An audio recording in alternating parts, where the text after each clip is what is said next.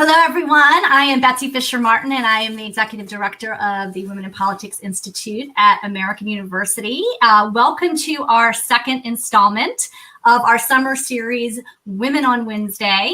And we are delighted to have with us this evening Valerie Jarrett, who was the longest serving senior presidential advisor in the Obama White House.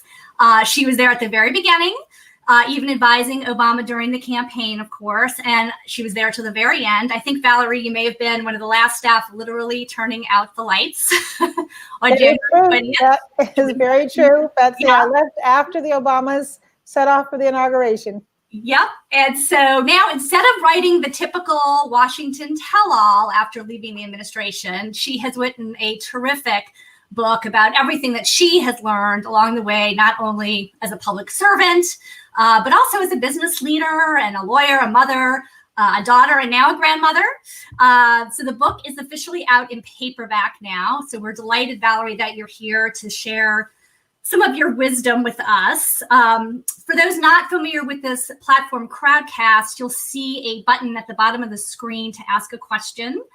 Please do so during the course of our discussion, and you'll also be able to upvote other people's questions, so we'll know what questions most people are interested in. We'll save plenty of time for that. And there's also a button that links to a purchase page if you haven't read Valerie's terrific book yet. So welcome, Valerie. Thanks so much for being here. My pleasure, Betsy. So you hadn't planned on writing a book until your daughter, Laura, interviewed you for an oral history project. And her first question was, what would you tell a 30-year-old Valerie Jarrett? So you're about thinking about all of that and putting all of this together. You, I'll show a picture here of, there you are, the 30-year-old Valerie Jarrett. That's exactly right. I was about just less than 30, and she was almost one. You'd become a single mother when she was very young, and you realized your marriage wasn't going to work. And so at age 30, you had a lot on your shoulders at that time. But you also had this incredible future ahead of you. And maybe it didn't follow your 10-year plan exactly as you write in the book. So tell us more about Valerie at age 30. Well, Valerie at age 30, as you said, I was in the middle of a very unhappy marriage. I was an associate at a big law firm in Chicago, very prestigious law firm. And by a lot of folks' definitions, I had everything going for me. I had married the boy next door. Our moms grew up in the same apartment building. Our dads were friends. He was a doctor. My dad was a doctor. I'd had a crush on him since I was 8 and he was 12. What could go wrong, right, Betsy? Right. Well, so much could go wrong. And I begin my book at really about 31, 10 years after I wrote this 10-year plan that was going to lead me to happiness and a successful life. And I had done everything on my plan, and I was totally miserable. And I think when Laura asked me that question, I kind of took a deep breath because I remembered just how miserable I was at 30. But it was also a motivation. You know, I used to say to myself, I was not meant to be this unhappy. What am I going to do? And it was really a wake-up call to listen to the most important voice, and that's the quiet one inside of us that sometimes we don't trust. And I had been so busy doing what I thought other people wanted me to do. It was really the first time I said, well, what do you actually want to do? And having Laura, I don't know how to say this without like tearing up, but I would leave her every day and go to a job that was not fulfilling. And I was in a marriage that was not fulfilling. And I thought, will I actually be a good mom? Will she look up to me and respect me the way I want her to do one day? And rather than sitting around waiting for someone else to take care of me, I realized I had to take care of her. And that was really the motivation for me to get off my butt and get out of the marriage where I had first felt like a failure. And I thought, well, everything I worked really hard at in life had worked out for me. And so to have a marriage that didn't work, where I finally realized, no, it didn't make me a failure, it just didn't work. Right. And to have a job that wasn't fulfilling. And I finally said, well, what do you want to do? And when you're really miserable, you phone a friend. Right. And I phoned a friend, and he had worked for a couple years in the administration of Mayor Harold Washington, the first Black mayor of Chicago. And he said, Valerie, you should consider public service. You'll feel a part of something bigger and much more important than yourself. And there was something about that resonated with me. So I took this huge leap of faith, left that fancy office walked into a cubicle with a window facing an alley. And that's really where my life really began. The adventure began, as I like to call it, is when the perfect plan crumbles. If you'll embrace it, the adventure begins. Right. And so you all, at the core of your book, really is the inspiration and support you took from your family. And it's just incredible, the history there. Tell us a little bit about your family. You see, there's photos here of your parents, your grandfather, grandmother, and your great-grandfather on a postage stamp now in 2015. Incredible history. Tell us about them. Yeah, so my grandmother, who we call Puddin', her home was full of photographs of my ancestors. And when I wasn't playing with my cousins running around, I'd stop and look at the photos, just as you see the one of my grandfather, my great-grandfather. And I would just wonder about them. And then she would tell me these stories about their lives. And she wanted to place me in a history. And I come from a long line of relatives who believed in education and hard work and excellence and service. And I would perhaps best describe how she put it to me as in the story about my great-grandfather, who was honored with a postage stamp in his name right before we left the administration. And he grew up in North Carolina, Wilmington, North Carolina, and his father was born a slave. And when his father was freed after the Civil War, he saved up enough money as a carpenter to send his son to MIT. And so my great-grandfather was the first African-American to go to MIT. And he was also the first African-American architect in the country. And not only was his father a slave, but his father's father was the slave master. And so if you think from one generation to go from being a slave to having the wherewithal to want your son to have a better life and to go send him to MIT. And I often used to wonder, my gosh, what was that train ride from Wilmington to Boston like for my great-grandfather? And from there, he was recruited by Booker T. Washington to go help design many of the buildings on what was then called Tuskegee Institute, at HBCU in Tuskegee, Alabama, now Tuskegee University. And he spent most of his career there designing the buildings, teaching the students, and they recently named the School of Architecture and Construction Engineering after him. And I used to really look to him to motivate me to want to be the best that I could be. And there are some times where people have said, well, having a great-grandfather who went to MIT and then a grandfather who was in business and parents who were really accomplished, did I look at that as a burden? And I thought, no, it opened my eyes to the infinite possibilities with really, really hard work.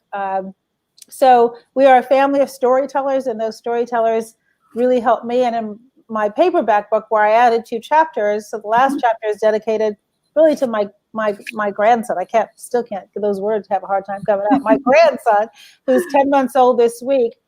And I really want him to feel the rich history that comes with his birth and help inspire him to go out and find his own path and enjoy his adventure in life. You wrote about one of the techniques that your mother employed, about speaking of your tone of voice and how you've dealt with staff and with people over the years. This technique of being firm and clear without ever raising your voice and screaming. And you said it's a strategy that you use to this day in your professional and personal life. Why do you think that is so important? To be candid with you, I think particularly men don't listen so well when women raise their voices. And because I was early in my career in male-dominated field, I found I needed to come up with strategies to make sure that my voice was heard. And lowering your voice diffuses tension. It's non-threatening, but it also forces people to listen a little bit more closely. And so it's just, and with my mother, I can remember when I was young, just trying to get her to lose her temper and lose control. And it was so frustrating that I couldn't, ruffle her. And I tried the same thing with my daughter, and it really is quite effective. Kids want to see if they can pull your string and push your buttons, and keeping control and keeping an even temper, I think, is helpful in both your personal and your professional life, because what you really want is to communicate with people and get them to hear you. Right. And I don't find raised voices are very effective in bringing out the best in people, or certainly the best in myself. You also had a mentor in your early professional life, Lucille Dobbins. And you write a lot about her, what you learned from her, and also her just pushing you and, saying you should put yourself up for a promotion. You felt she actually worked out a situation with where you had more flexibility at work. Tell us about the influence that she had on you. Well, Lucille Dobbins helped me in more ways than we have time to mention. If you think about it, when I fell into her arms, basically, because the friend who recommended I go work in City Hall also introduced me to Lucille. And I was really, felt like this failure in my marriage. I had been so unhappy at the law firm, and I was kind of beaten down. And Lucille took me under her wing. And she was the senior woman in the administration of Mayor Harold Washington. She was in charge of finance and development, and I had been a real estate lawyer. And so she was my client.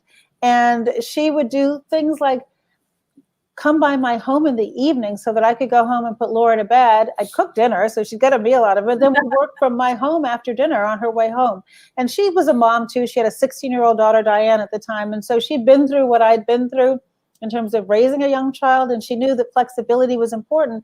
And in return, I was so incredibly loyal. I would do anything for her because she recognized my whole life. And I think, Betsy, when I've been at the law firm, what I tried to do was to compartmentalize my life, because I was afraid if I brought my whole self to work and I talked to the guys about being pregnant or leaving leaving work to go take my daughter somewhere, that they would think less of my professional competency. And what Lucille did is broke down all those barriers. And I think what she also encouraged me to do is to open up and be vulnerable to her. And I say to folks who are looking for that mentor relationship, you can't just work hard. You have to be a human being. People have to care about you. They have to want to invest in you. And I think Lucille took pity on me at first, and then she knew that I was going to do my utmost to fulfill her needs as a lawyer, bringing a lot of the experience that I had garnered while I had been in the private sector. And then in terms of the promotion, not only did she tell me I should go into my boss's boss's boss and ask for promotion, but she said that my boss should report to me. And so I should leapfrog over her. And I should ask for that too. I thought that was like one of the craziest things I'd ever heard of. And I said, Lucille, I'm not going to go do that. First of all, when he thinks I'm worthy of a promotion, he'll give it to me. And she said, that's about the most ridiculous thing I've ever heard. And she pushed me and she pushed me and she pushed me until I finally worked up the nerve to do it, primarily because I thought I was disappointing her and I just wanted to get it over with. And don't you know, he said yes. And so fast forward 30 years, I write my book, I call Lucille and everybody else who's in it because I wanted people to not be surprised by what I said. And I said, Lucille, one of the people I gave to read my book thought it was a little odd that I received that double promotion just by asking that first time. And I said, I'm curious, did you say anything to him before I went in there and asked? And she laughed and she said, I might have. And so I realized not only she was my mentor, Betsy, but she was my advocate. She went to bat for me when I wasn't in the room. But, and this is really important, she made me go in there and ask for myself. And it was really the beginning of me realizing that I had to be my own self-advocate because I couldn't sit around waiting for everybody else to just recognize my strengths. And so I think that's part of why she kept pushing me, because she knew if I asked, I was going to get it. But she demanded that I ask for it. So huge difference in my life. And I've modeled the way I have mentored young people out of what she did for me. So you conducted during your time at City Hall what was probably one of the most life-changing job interviews imaginable. Best hire ever. You interviewed an impressive young lawyer from Harvard Law School named Michelle Robinson, who was referred to you. And you write about how luck can really play an enormous role in our lives. Tell us about interviewing Michelle Robinson and the condition that she said upon getting hired, what you would need to do, who you'd have to go out to. Yeah. So Susan Schur, who was at that time, I think she was a number 2 lawyer in the Corporation Counsel's office at the city of Chicago, went on to become the First Lady's chief of staff, First Lady Michelle Obama, that is, chief of staff years later. But somebody sent her Michelle Robinson's resume, and across the top it said, not interested in practicing law, would like to consider public service. So Susan sent it down to me and said, brilliant young lawyer. Please interview her. I think maybe she would be a great addition to the mayor's office. By that time, I had left the law department and I was deputy chief of staff for Mayor Daley. So I remember so vividly this tall, elegant, simply dressed young woman who walked in with a confident look in her eye, and she shook my hand and looked right at me. And she never once mentioned her resume, which she saw sitting on my desk, and no mention of Harvard Law School, Princeton undergrad. What did she do, Betsy? She told me her story. And we all now know it as a quintessential American story. Growing up on the south side of Chicago, working class family, parents who hadn't gone to college, but instilled in she and her brother hard work, excellence, giving back, those core values that motivated her. And the other thing she said to me in that interview that I've never forgotten is that both her father and her best friend from college had died within the last year, both quite suddenly.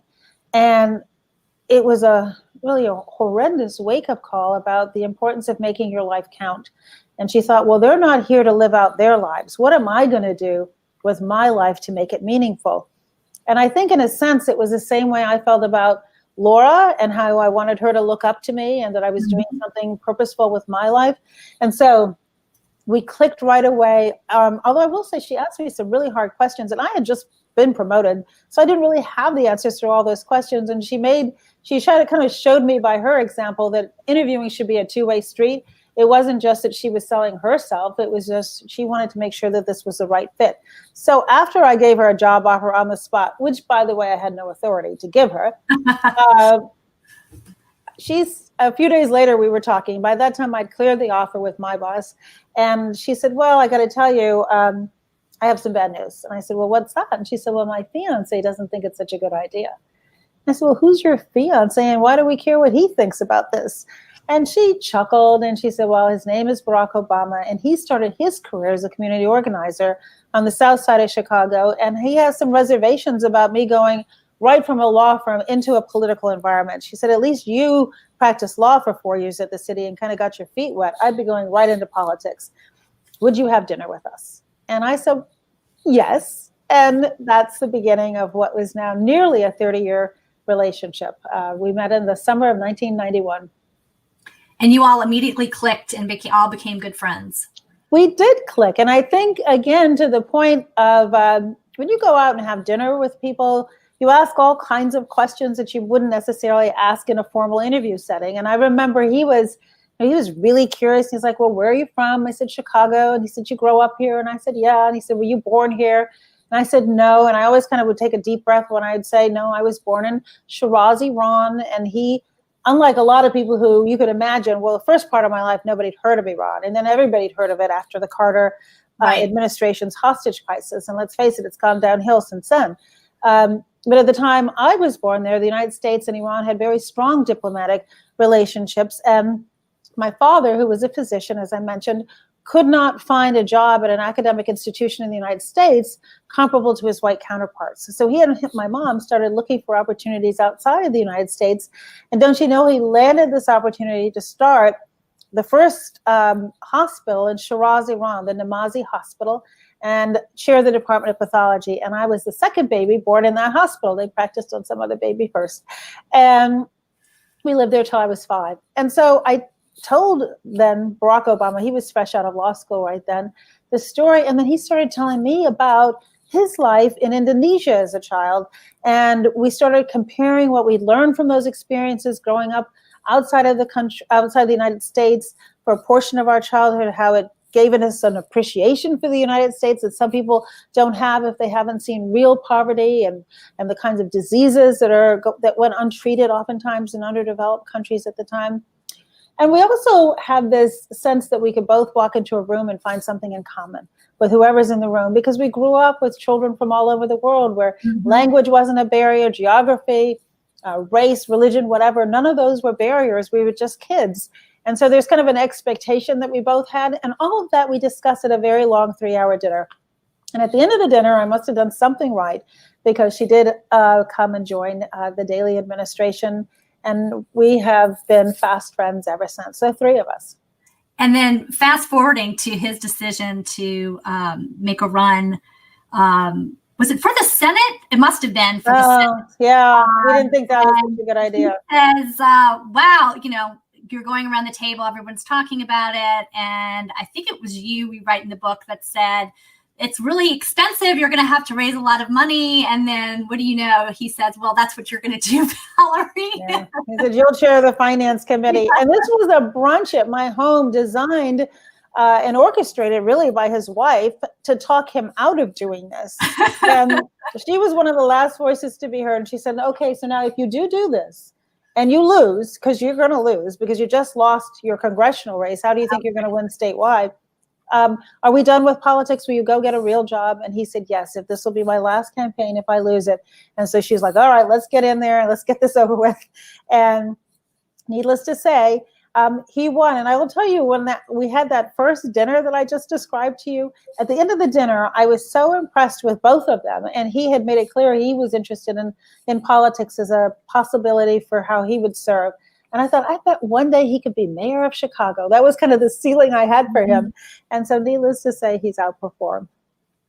So the title of your book is Finding My Voice. And when I first definitely remember meeting you, and you write about this in the book, your interview on Meet the Press in 2008, after the election. You were the head of transition, and I was producing the show at the time. And I remember how cool, calm, and collected you were during that interview. And I just remember, as a woman, I was impressed by how you carried yourself and really everything that you were saying. And you write, which I thought was funny in the book, you write how nervous you were to go on and do Meet the Press. You had done a couple of other, smaller interviews, but this was a big deal interview for you. Oh my gosh, it was such a big deal. Find your voice in the campaign and just emerge as this incredible real spokesperson and advisor for him. Well, it's been very gradual. I mean, I also describe in my book that I grew up painfully shy. I mean, right. I resisted all public speaking as a young person. In law school, I was called on twice the first day because my maiden name was Bowman, and they went in alphabetical order. And I am telling you, I thought there would not be a second day. I was traumatized by the experience. And it wasn't until I started working at the city, actually. I was a commissioner of planning and development. And nobody told me when I took that job that a big piece of it was public speaking, or I probably wouldn't have taken it. And I was pushed way outside of my comfort zone. I remember the first public speech I gave. I was so nervous. I wrote my notes down on a little note card in ink. And because I was nervous, I started to perspire, and the ink all ran on the page, and I looked at my hand and it's blue and I can't read anything. And it was a huge speech in front of 40 people in a conference room. I was terrified, but I got through it. And then I did it again, and I got through it, and I got through it. And I will say, over the last 30 years, I've gotten to the point where I actually enjoy public speaking, mostly because I'm always making fun of myself, and it kind of puts me at ease. And my mom said to me once, just because you're nervous doesn't mean everybody has to know it. Again, back to her cool, calm, and collected person that she is. And I think that helped going on Meet the Press, having literally spent so much of my younger life watching it every single Sunday, first with Tim Russett, and then Tom Brokaw was filling in on an interim basis. I think that photo is David Gregory, but before he took over, Tom was there. That's Tom. That's back at Tom. And Tom, I had met. I was introduced to him early in the campaign, and I was nervous to even have dinner with him. I was just this icon. And I remember he said to me, if your friend wins, your life will never be the same. And I laughed, and I was like, oh, my life will be fine. I've got a life in Chicago. What are you talking about? And then he called me I think he called me the day after the election, so on Wednesday, and he said, remember when I told you 18 months ago that your life would never be the same? And I said, yes, Tom. And he said, well, let's start right now. Come on, Meet the Press. And I was just like, what? Are you kidding me? But at the beginning of the show, and I will always be grateful to him for this, at the very beginning of the show, when as you will remember, the lights come on and the sign, Meet the Press, is all lit up, and they started playing the music, and he must have seen I was like a deer in the headlights. And he reached over and he touched the top of my hand, and he said, don't worry, I'm not going to ask you any question that you don't know the answer to. Relax and let's have some fun. And I just completely forgot that there was anybody else there. I thought it was just the two of us having a conversation. And it was such a sweet thing to do for somebody Yeah. who's, and it probably also saved the segment of the show because I might have just gone blank on it. So you took a big leap and going into the White House. And you write it. We talked a little bit earlier about your grandmother, who you called Puddin', right? Yes, Puddin'. And you write about this in the I think it's in the new part of your paperback where she had a saying, "Put yourself in the path of lightning." I love that saying. Isn't it a great expression? It really is. It really is. Tell us about that and how you kind of took that leap to come to Washington and work in the White House. Well, Puddin' was all about courage, and she had this unmistakable ability to read me and tell when I was nervous about something, and she'd get me to open up and spill my guts about whatever was worrying me. And it could be, you know, I'd had a fight with one of my cousins, and she'd say, "Put yourself on the path of lightning, go in there and work it out." It could be I was nervous about taking a particular class that I thought I might not be good at. She'd put yourself, every career move, you know, take a chance, take a risk, put yourself out there in the path of lightning. And so by the time President Obama was elected and I'd been working on the transition, I remember actually right before the election, we were traveling somewhere and he leaned over and he said, "You know, if I win this thing, you're going to have to go to Washington." And I said, "Well, let's win first and then let's have that conversation." And the weekend really after that interview on Meet the Press, the Sunday, that same Sunday, I was talking to him and he offered me this portfolio that was irresistible. And it was overseeing the Office of Intergovernmental Affairs. And that's all the elected officials outside of Congress. So the mayors, the governors, the county and local officials. And having worked in local government and then having chaired the Chicago Transit Board that oversees Chicago and 38 suburbs, I'd had a lot of contact with the governors, the county officials, the local officials.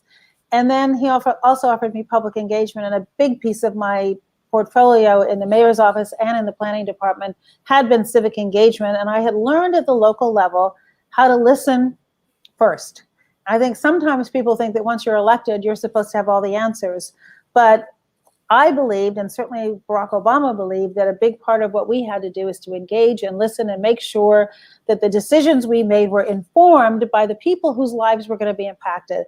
And so giving me that portfolio, and then after I started, 2 months later, letting me chair the White House Council on Women and Girls for 8 years was just all anybody could ask for. Best portfolio, best jobs, and then senior advisor is really the catch-all to be one of the senior people who reviews every piece of paper, every decision he makes, and gets an opportunity to weigh in. So privilege of a lifetime. And speaking of women and girls, you took to heart some of that just even internally in the White House. You write about how in the Obama White House, which was, I think, early on, so frequently described, unfairly or not, as a bit of a boys' club with kind of a macho atmosphere. And you wanted to make sure that the women staffers had a voice. Tell us about what you did to make sure that their voices were heard. Well, I would remind everybody that at the time President Obama was elected, of course, we were at the beginning of the greatest recession since the Great Depression. The banks were in a free fall. The automobile industry was on the verge of collapse. 2 of the automobile industry companies were in bankruptcy. We had a healthcare crisis, 2 wars going on, worried about terrorism on our shores and abroad. So a lot on our plate. And I think, frankly, a lot of those senior men had a pre-existing relationship with the president. And I was the one woman who had a longer relationship, frankly, than any of them. And so because they'd been on the campaign together, they kind of came in together, and there were a lot of loud voices and a lot of testosterone flowing. And because I think the women, as we all do, we tend to bring with us our prior life experiences. I don't think the women initially fully appreciated how important their voices were to the president of the United States. And one woman in particular came to me one day and she said she was thinking of leaving because she didn't feel as though her voice was being heard. So when I told President Obama about it, he said, "Well, is she the only one? Because I'll talk to her." And I said, "No, I actually think it's pretty, universal among the women, the senior women." And he said, "Unacceptable. I'm going to have everybody over to dinner and we're going to talk about it," knowing that people would loosen their guard a little bit if it wasn't just a meeting in the Oval Office, which is kind of a scary place to be. Right. And so then I went and I spoke to each of the women individually, and I said, "Look, President Obama wants to have us all over for dinner, and he wants to improve the culture. And you have to be honest with him and tell him what it is that you need in order to feel as though your voice is being heard. Because if you go in there and do what I know you're tempted to do, which is to say, sir, everything is fine, well, then we're not going to move forward. And so true to their word, they all were very open with him. And I remember, Betsy, it was the day of the Fort Hood massacre. So first time on our military bases that we had had anything like the kind of gun violence that unfortunately is an epidemic in our country now. And so the president had been tied up all day in the Situation Room dealing with that. And I remember before he showed up, a couple of the women said, I'm not sure he's going to actually show up. And I said, I bet you he does. And sure enough, right on time, he walked in, and you would have thought there was nothing else on his mind. He gave us his undivided attention for so long that I started to notice a couple of the women were looking at their watches, thinking if we'd overstayed our welcome. And he was in no hurry. He listened to them all, and we went around the table. And at the end of it, what I remember most is he said this. He said, look, this is the White House. The stakes are very high. The decisions we make will affect millions of people's lives. And I need you to come and fight for your ideas and your opinions, not because of you, but because of me. He said, I will make better decisions with the benefit of your advice and counsel. I handpicked every one of you to be here. And you've got to get in there and you've got to fight. And it was such an empowering thing for him to say that I think everybody left feeling a little bit better. But before they left, he said, look, culture takes time to build. And we're just at the beginning of this administration. And I'm going to talk to the guys, and we're going to work on this together. And if we don't do it quick enough, I want you to come back, because I can't afford to lose anyone, any of you. And so, and he said, and if you do think that we're not moving fast enough, tell Valerie we're going to have another dinner, because we're going to get this right. And so then after that, we, the women in the White House, we started having dinner on our own without him. And what we didn't need him. And what happened? We got to know one another, and we told each other our stories, and we let our hair down, and we relaxed, and we began to trust one another and develop relationships outside of the office that actually gave us courage in the office. And so if you can picture walking into a meeting and you're, a little nervous because it's the Roosevelt room and everybody in there is an expert at something, and you're thinking about saying something contrary to where the conversation is going, and you see somebody you just had dinner with on the other side of the table kind of nodding at you, it gives you courage to speak up, which is why I always say there is safety in numbers. It's not good enough just to have one woman or one person of color or one person who's LGBTQ. You need safety in numbers. And you also need to recognize that if you develop relationships outside of the office, then that strengthens your willingness to trust one another in the office. And this really all was said quite well, I think, at the end of the first term by President Obama, when he was asked how he would compare how he started out and where he was at the end of the first term. And he said, in the beginning, I had the absolute best players on the field. We were facing such a calamity. I recruited the very best people I could. But by the end of the first term, I had the best team. And I think that's an important message for people in leadership positions, to recognize that teams have to be built quite intentionally. You have to work at it. You have to listen to people and see whether or not they're feeling as though they're being fulfilled and that they're trusting one another. And I think once you have that team and it gels, it allows you to really focus, which is why we didn't have a lot of backstabbing and we didn't have a lot of leaking. And we had, you think about something like when healthcare.gov, when that website crashed. Right. Well, first of all, total unforced error on our part, a nightmare. And it would have been perfectly expected for people to be looking for somebody to blame. And I was in every meeting on that darn website until it was fixed. And there wasn't a single time where I felt that anyone was focused on anything other than let's get this fixed. Let's get it up and running. Let's make sure that people can sign up for healthcare. And there was no finger pointing. There was no backstabbing. And it was because we trusted one another and he trusted us. And we had let him down, and we knew it was on us to get it fixed. So we are going to get to questions in just a minute. So I would encourage anyone else who has questions to please ask a question. But I do want to ask you what you're up to now. Of course, you've got this precious little grandbaby. Delicious. Good to Just see. delicious. And tell us what else you're doing professionally. Yeah, so a few things. I'm on the faculty at the University of Chicago Law School as a distinguished fellow. And unfortunately, I haven't been able to go to Chicago of late since when the music stopped, I was in New York. But I love being on campus.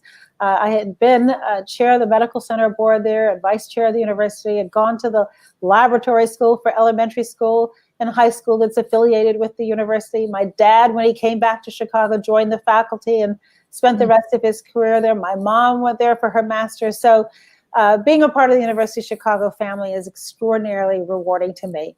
I'm also a senior advisor to the Obama Foundation, which is going to be located right next to the University of Chicago in the neighborhood where I grew up on the south side of Chicago. And it's a platform to teach civic engagement to the next generation in the hopes that we have millions of Michelle and Barack Obamas out there in their community doing great work with evidence-based strategies that have an impact. And so I office in DC there with them, and I also go to Chicago frequently to talk to the team that's there.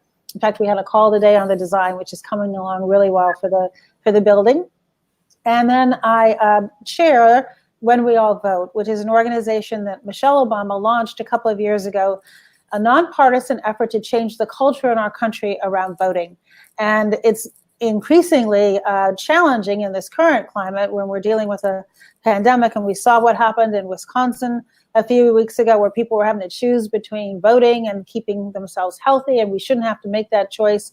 And so we've been actively encouraging vote by mail and early vote and allowing people to register to vote online, because we should be about the business of making voting easy in our country. And we have a good announcement coming up tomorrow, which I will tease, with Mrs. Obama. And so it's challenging to do it when you can't have rallies as we had planned in person, but it's also giving us a chance to reach maybe even more people by being creative virtually. We had a couch party with DJ Nice, who does all of these couch party dancing where he's playing music, and we registered thousands of people to come on and volunteer. So it's been a great organization. And then I also co-chair, along with Tina Chin, who's the CEO of Time's Up, and with whom I work very closely in the White House, an organization called the United States of Women. And it grew out of the White House Council on Women and Girls that I chaired, and Tina was executive director for all 8 years.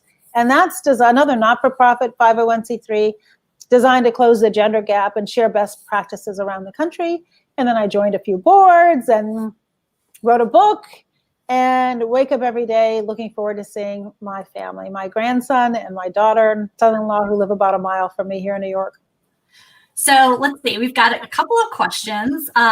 First one here from Emily Martin, who is a recent graduate, our master's program at American University.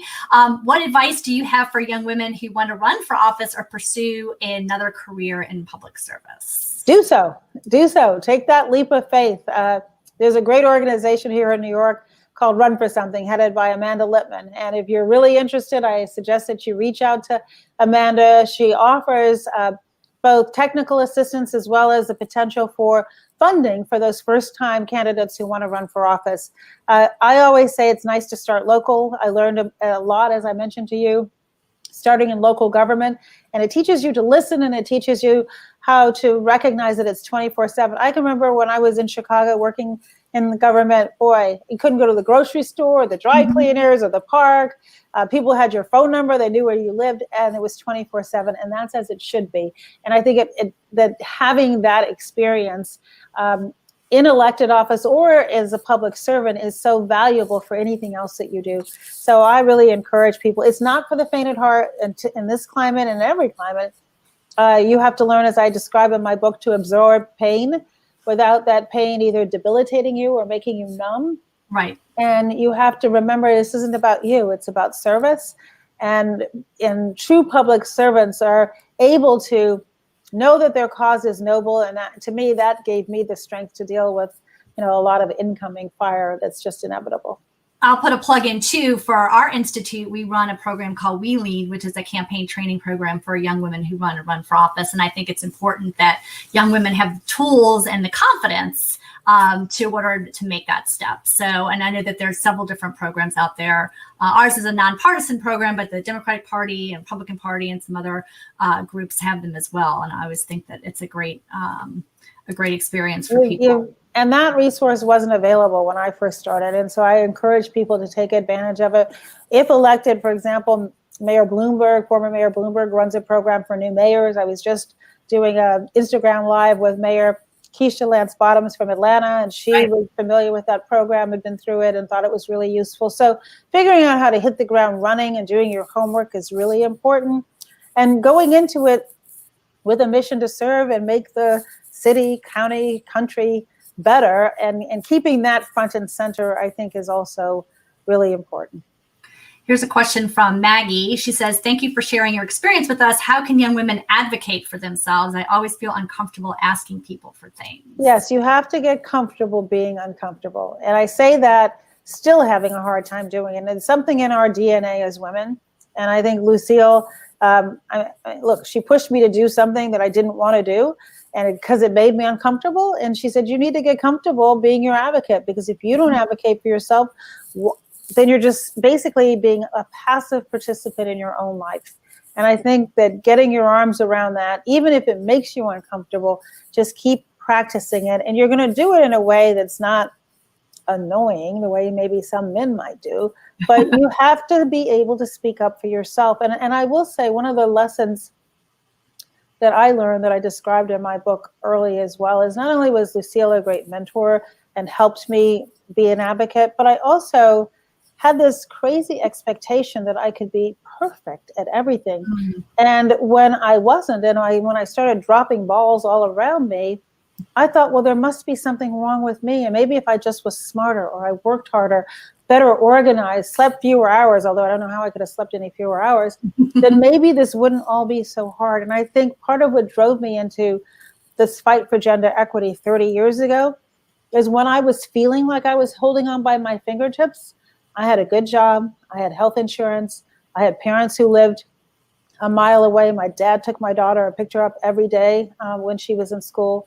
I had one caregiver who joined us when Laura was 3 months old, and she helped me pack Laura up when she went off to college. I had everything going for me, and I still felt like I was overwhelmed. And so I thought, well, what about women who have none of that, who have no safety net, and who are living one paycheck to another, and are, putting their children in childcare where they know that they're not comfortable, but they have no choice because of their income. And so I wanted to fight for them. But I also realized I was kind of my own worst enemy in a lot of ways, because I was so busy doing everything myself and pretending like it was okay to myself and to others that I should have asked for help. And finally, my mom was like, you need help, girl. Why won't you ask for it? And I'm like, I'm fine. I've got it. And I'd work all day. I'd come home, put Laura to bed, work some more, and then I would do things like make baby food from scratch in the middle of the night. What was I thinking? I think back now, what was I thinking? Right? And so Laura, now she was feeding James the other day, and now you can get baby food, not in a jar, but in this nice little pouch. And so the first time I saw her with the pouch, she looked at me, and right away she said, don't worry, I'm not making baby food from scratch. But I think we have some cultural and structural impediments to women thriving in the workplace: equal pay, paid leave, paid sick days, workplace flexibility, affordable childcare, an environment that's free from sexual harassment, a safe environment in which we can work. But we also have to be willing to say, this is what I need. And in the book, I tell one story about early on after Mayor Daley had promoted me, and we were kind of terrified of him. I look back now, he's obviously a really decent guy, but at that point I was scared of him. And Susan Schur, who reappeared, she was by that point the corporation counsel, and I was commissioner of planning, and we were in a meeting with him in our new roles. And I remember we both kept looking at our watches. And finally he said, I'm moving out of the sun, you guys. Finally he said, what is it that's so important? And in a moment of just like desperation and encouraged, because Susan was on the other side of the table. As I said, it's really important to be more than the only one in the room. I said to him, well, sir, the Halloween parade starts in 20 minutes and we're 25 minutes away. And he looked at us both and he said, then what are you two doing here? And Susan and I got up and we raced down Lakeshore Drive in Chicago, and we pull up to our children's school. They were both at the same school I went to. And the door opens and all these little costumed darlings come out in second grade, and they're looking across the room, and we're there. And if I hadn't spoken up, we wouldn't have been there. Right. And I think that there are a lot of women who are not in a position to speak up. They don't have the security to do that because of their job. And if they don't, then we, the rest of us, have to speak up on their behalf. Okay, let's see. We have a great question here from Brittany House. And she says, what advice do you have for Black women in the corporate environment on how to use their voice and not shrinking in adversity? You have to be resilient. And look, I've been that Black woman, and I know how hard it can be, particularly if there are not a lot of other Black women or people of color who look like you around. And I think you've got to work hard, and you have to build those relationships, and people have to recognize your value as not only a hard worker and a productive worker, but as a human being. And I also strongly believe, and maybe I should have led with this, and I want you to believe that diversity is a strength. Mm-hmm. You have something of value to add because of your life experiences. And that if you go into a room believing, I don't have the same experience as everybody else, I see the world slightly differently, I'm going to raise issues that maybe they don't raise. And maybe I'm not right, but maybe I am, but it will enrich the conversation. And I think that was the message that President Obama tried to send to the guys in the White House as well, is that we will make better decisions with the benefit of diverse perspectives. And the other piece of that is that if you are in the position to be selective, so I qualify it because there are women who do not have choices.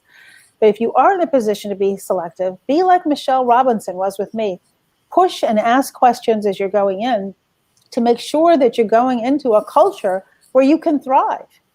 And if you're in the interview process, you don't see anybody that looks like you, I'm not saying don't take the job, but it's sending you a message that it's going to be harder than it would be if you're in a room where there is diversity and the people at the top recognize its importance. And the good news is this: I do think there's been a paradigm shift over the last 15 years. I mean, I remember when I first started in the gender equity space 30 years ago, it was looked at as the right thing to do. We should support working women because it's the right thing to do. And I think there's been a paradigm shift. And I do believe that now diversity is a business imperative in a globally competitive marketplace. When every company is vying for talent and where talent can be located anywhere, we are globally competitive. And business leaders who understand that, and not just in business, also applies in government, leaders who understand that and who surround themselves with a diverse team, not just at the very top, but throughout the organization, the mounting evidence shows is that they are more productive, they are more efficient, you have less turnover, and in the private sector, more profitable. And so building a business case for why this is important also then says, well, what tools do you need? And I mentioned a bunch of them, like equal pay and workplace flexibility and paid leave, paid sick days. All of that is really important, but you also have to have a commitment to build an inclusive culture. And just as I described, President Obama did that, and it took intentional effort on his part and on all of our parts. I think that's something else that will be of assistance to the African-American women who are listening in, who are wondering whether or not they're going to be welcome in an environment. Is it an inclusive culture? And if you sense it is not, and you take the job anyway, if after you decide what period of time it doesn't get any better, and you're in a position to look for a new one, go find a place where you're going to thrive. Jessica Francis, another new graduate from our master's program. What excites you most about this new generation of women participating in the arena of politics? They do have a voice, and they are not afraid to use it. I listen to these women. Well, first of all, I'm so encouraged that now Congress has more women in it than ever before.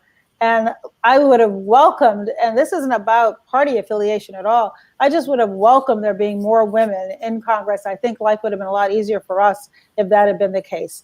And so I am heartened to see not only are they running for office and many of them winning for their first election. And those who've lost, many of whom I've spoken to as I've traveled around the country, they're like, okay, I'm going to run again. I'm not going to let one defeat stop me. I love that resilience and that grit and determination and that kind of fearlessness that allows them to go out and speak their mind. And a lot of them, as you were seeing, are getting huge blowback. I think this is a way where technology can be both a friend and a foe. People Right. say perfectly dreadful things on Twitter that they would probably not say directly to your face. And the women who have chosen to speak up and use their voices have to have the resilience and the strength to withstand that avalanche. And it's nice for them to know that there are women out there who are rooting for them. And so I say to those women who are thinking about going into politics and using their voices, build a coalition around you that will support you, because you're going to need them. Great. Question from Susan. How do you think we can pull the country back together again after it has been so divided? Do you think we can get a new president in November? If we can get a new president in November, we can repair all of the damage that has been done? Or do you think it will take a long time to unite as a country? Well, it begins with each of us. I think there is the power in each and every one of us to model the kind of behavior that you'd like to see in others. You know, treat each other as you would be treated. Wish to be treated is a very good golden rule. And I think that there is a disconnect, I think, between a lot of the rhetoric that we hear coming out of Washington and much of what I see when I travel around the country, where I describe it as ordinary people still doing extraordinary things. And I'll give you just one example. I was out in San Francisco a while ago at Manny's bookstore. Manny used to be a White House intern for me when I was in the White House. And after being in San Francisco, he said he was frustrated that he didn't think that there were sufficient places for civic engagement. Music to my ears. And so he opened a bookstore, and in addition to being a bookstore, it's a venue where he invites in speakers. I think he said he had every presidential candidate in the Democratic field, and there if not once, twice, and invites in guest speakers and has a conversation with the audience. After my remarks that day, when the event concluded, a woman came over and introduced herself to me. And at the end of the remarks, I kind of challenged the audience, each of you go out there and just do your part. Do something to make our country stronger. Do something to help bring us back together. And she said, I want to tell you my story. She said, I look up in the online or in the paper where there are going to be naturalization ceremonies in the San Francisco area. And then I grab my ironing board and I go to the ceremony. I put up my ironing board, my folding ironing board, as a table. And when people come out of the ceremony, I register them to vote. Well, anybody can do that. Anyone with an ironing board or a folding table can do that. All on her own. She just thought, well, why wouldn't we get newly minted citizens signed up right away? Just like we try through When We All Vote to get high school students who are turning 18, sign up right away, because evidence shows if you vote in your first election, then you're going to more likely become a lifelong voter. And so those stories are plentiful. And I think what I also believe, which won't surprise you, is that hope and change starts on the ground, and it comes from the ground up. And I do believe that as more and more people appreciate that shunning government isn't really the option. We're so disappointed 100 million people didn't vote in the last presidential election. And for a host of different reasons, we can't shun our government. It is a pillar of our democracy. If we don't like it, then it's on us to change it. And that's within all of us, going back to my plea that everybody should go and find candidates that you believe in and then vote for them and then hold them accountable. And so I guess the answer is just, it's up to all of us. And in terms of the time frame, I think that there has been some real serious damage done to the fabric of our country. And we are more polarized than ever. And I'm not blaming this on any one person, nor do I think the solution should rest with any one election.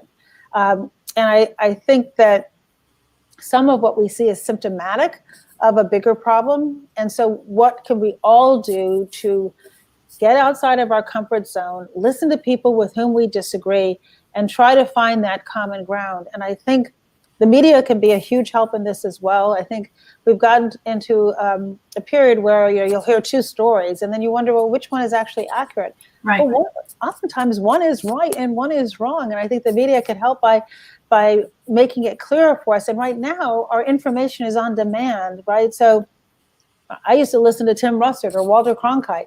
And I knew that the facts were going to be the facts. Now, on the palm of your hand, you curate your own source of information. And I think that that is contributing actually to us becoming more and more polarized, where we're not getting comfortable being uncomfortable, because we don't have to. We can choose that information and just have what come in to reinforce what we already think. And so breaking out of that and figuring out ways to build coalitions and bring people in and have a big tent. I'm a Democrat, a lifelong Democrat. And one of the reasons why I like the Democratic Party is that there is a big tent. There's room for a lot of different ideas and voices. We have young, progressive women who are coming into the party and pushing the party. And I think that's healthy. And everybody should feel that their voice counts and should be registered. And so let's all do our part to bring it back together. Some of it can be healed with one election, but a lot of it is going to depend upon you and me and the American people. So here's a great question to end on, Valerie. Since the mission of our institute is to close the gender gap in political leadership, here's a question from Julie. Are you planning on running for office yourself anytime soon? No, and I'll tell you why. I mean, I have considered it at various times in my life too, actually. One, back in the middle of 2007, I was thinking about it if Mayor Daley didn't run for another term. I thought I would like to run for mayor. Mm-hmm. I was so steeped in local government, 8 years full-time, another 8 years part-time chairing the transit board, and also worked as the receiver for the Chicago Public Housing Authority, doing work that my grandfather had done in 50 years earlier when he had been head of the Chicago Housing Authority. So I felt very committed, and I love the city, and thought being mayor, as I said before, I thought that should be like the ceiling for Barack Obama. Why wouldn't it be an option for me? And then he decided to run, and then Barack Obama decided to run for president, and then that was that. When he won the presidency, I considered throwing my name in the hat to succeed him in the Senate. And he talked me wisely, I might add, out of that. And that's why I joined his administration. And at this stage of my life, what I really enjoy doing is helping the next generation of leaders. So I think part of the challenge, and you kind of look at the age in the Senate, and people don't pass the baton. I think those of us who have been in the mix and had an opportunity to be in the room where it happens have a responsibility to hand that baton to the next generation. And with it, the benefit of our advice. I mean, during the primary season, I remember I talked to every single Democratic candidate who wanted anything I could offer them, because I wanted to emerge with the strongest possible candidate. And I wanted to give them anyone who wanted, the benefit of my experience. And so that's the stage of life I'm in. And the other really important point here is that, and I describe this in depth in my book, I couldn't have raised my daughter as a single mom without my parents. They were such an important part of the relationship that I had with my daughter, my safety net. They were there whenever I wanted them. They never acted like it was an imposition. They never said, well, I've got this or I've got that. And even though my daughter is happily married, I want to be that grandmother that my parents were for her and that my grandmother was for me. And I think it's a great relationship, but it requires you to be present and engaged and show up. And I think if you are running for office, or certainly if you are elected, then it really has to be your top priority. And everything else is a supporting role. And I don't want to have a supporting role with my grandson. I want to be front and center and primary. And if you don't have that fire in your belly, you shouldn't do it. Well, Valerie, you have been inspirational this evening, and I can't thank you enough for sharing all of your wisdom with us. And I want to thank everybody else for joining, and we'll let you know that we have two great upcoming Women on Wednesdays for you to attend, and the link is in your original Crowdcast page. So please feel free to join us next Wednesday. We're going to have Valerie's former colleague, Cecilia Munoz, she was the domestic policy advisor in the Obama White House.